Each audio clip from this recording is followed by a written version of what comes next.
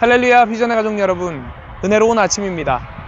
지금 제가 서 있는 이곳은요, 고린도 동쪽에 위치한 갱그리아 항구입니다. 바울이 이제 고린도의 사역을 마치고 다시 선교의 여정을 떠났던 곳, 그리고 로마서 16장에서 바울이 교회의 일꾼이라고 소개한 여집사 베베가 섬기던 교회가 있던 곳이 바로 이곳입니다. 2000년 전 이 항구는요, 아시아와 유럽을 연결하는 중요한 관문이었습니다. 수많은 배들이 오가고 다양한 문화가 들어오던 곳, 말 그대로 복음이 흘러갈 전략적 요충지가 바로 이곳이었다는 것이죠. 그리고 바울은 고린도 사역을 끝낸 뒤에 바로 이 갱그리아에서 머리를 깎는 서원을 하고 새로운 여정을 향해서 항해를 시작했습니다. 그리고 베베와 같은 아름다운 동역자들이 이 지역에서 교회를 세워가고 있었습니다. 오늘은 바울이 이 갱그리아 항구를 떠날 때, 또한 바울이 이 고린도에서 18개월 동안 머물면서 어떤 마음을 가지고 사역을 했을지 오늘 말씀을 통해서 우리가 함께 살펴보기를 원합니다.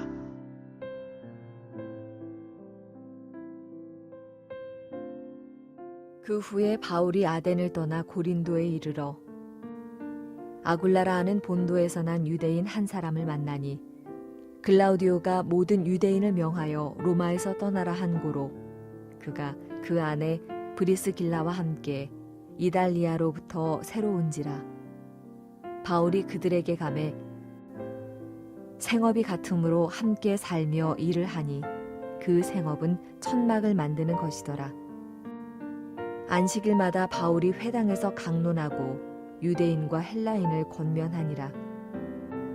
실라와 디모데가 마게도냐로부터 내려오매 바울이 하나님의 말씀에 붙잡혀 유대인들에게 예수는 그리스도라 밝히 증언하니, 그들이 대적하여 비방하거늘 바울이 옷을 털면서 이르되 너희 피가 너희 머리로 돌아갈 것이요 나는 깨끗하니라. 이후에는 이방인에게로 가리라 하고, 거기서 옮겨 하나님을 경외하는 디도유스도라 하는 사람의 집에 들어가니 그 집은 회당 옆이라.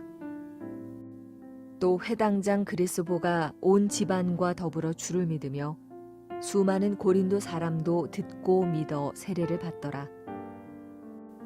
밤에 주께서 환상 가운데 바울에게 말씀하시되 두려워하지 말며 침묵하지 말고 말하라. 내가 너와 함께 있음에 어떤 사람도 너를 대적하여 해롭게 할 자가 없을 것이니 이는 이 성중에 내 백성이 많음이라 하시더라. 1년 6개월을 머물며 그들 가운데서 하나님의 말씀을 가르치니라. 바울의 사역을 보면요, 흥미로운 패턴이 있습니다. 데살로니가에서 3주, 베레아에서 며칠, 또 이제 아테네에서 아주 짧게, 그런데 고린도에서는 무려 18개월이나 사역을 했습니다. 왜 하필 이곳에서 그렇게 오랫동안 머물렀을까요? 고린도는요, 당시에 가장 부유하고 가장 타락한 도시였습니다. 특히 아프로디테 신전에서는 여사제들이 1000명이나 있었다고 합니다. 가장 어두운 곳, 가장 희망이 없어 보이는 곳. 그런데 주님께서는 바울에게 말씀하시는 것이에요. 이 성중에 내 백성이 많음이라. 데이비 워커슨이라는 젊은 시골 목사가 있습니다. 어느 날 그는 잡지에서 뉴욕 브루클린 갱단 소년들에 관한 기사를 읽게 됩니다. 마약, 폭력, 살인, 가장 어둡고 위험한 거리였습니다. 그때 하나님께서 그의 마음 가운데 그곳으로 가라 라는 말씀을 주셔서 목회하던 그 작은 교회를 그만두고 이제 브루클린으로 갔습니다.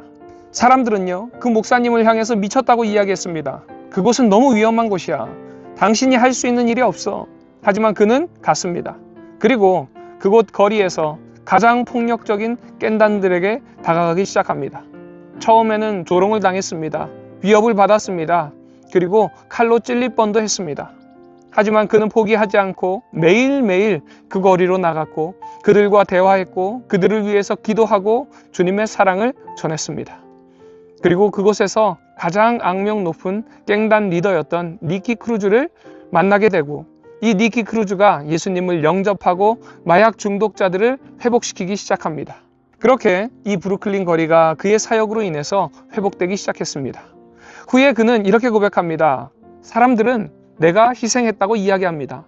하지만 나는 가장 어두운 곳에서 가장 오래 머물며 그곳에서 하나님의 백성이 많다라는 그 말씀을, 하나님의 일하심을 경험하는 자리였습니다. 바울도 마찬가지였습니다. 아덴에서 사역적인 벽을 느끼고 로마의 정책으로 고린도로 건너온 바울은요, 이 고린도가 가장 어려운 선교지였을 것입니다.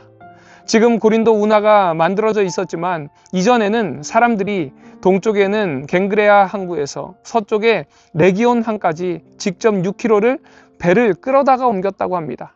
그만큼 이 지역이 동서를 연결해주는 중요한 도시였다는 것입니다.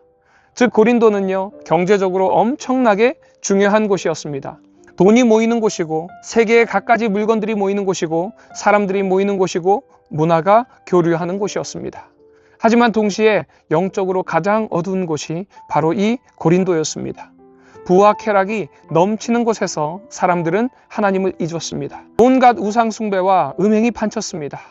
당시에 고린티조마이라는 말이 있었습니다. 이 뜻은요, 고린도인처럼 행동하다, 고린도인처럼 살다 라는 뜻이에요. 이 의미는 아주 조속하고 음란한 삶을 사는 사람들을 일컫는 말이었습니다.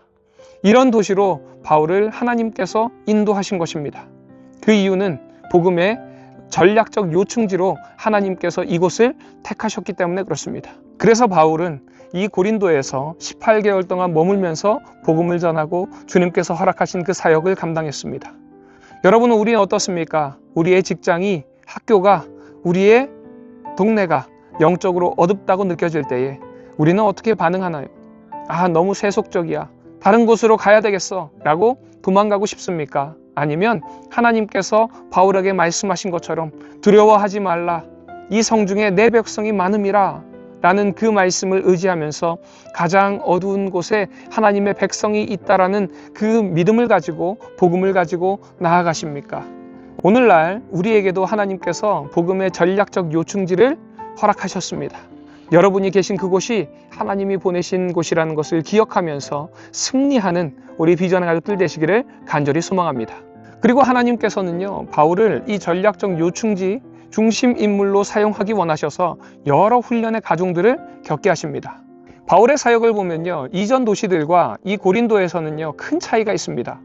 다른 곳에서는 바울이 주로 설교에만 집중을 했죠. 하지만 고린도에서는요, 생업을 같이 했어야 됐기 때문에 일을 했습니다. 천막을 만들었습니다. 손으로 일하고 생계를 유지해야 했죠.